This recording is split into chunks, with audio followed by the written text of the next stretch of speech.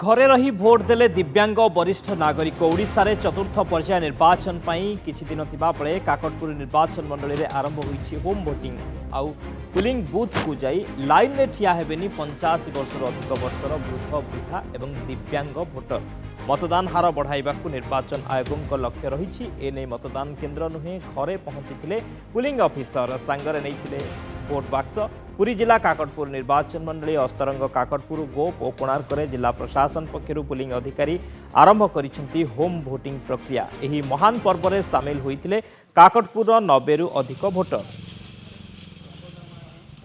घरे भोट देली बहुत खुशी हेली आज आपण दीर्घायु हुंतु आपन बयस केते बयस 97 केते खुशी लागुची आज हां बढ़िया बढ़िया खुशी लगुच कारण एमती सुविधा केबे भी नथिला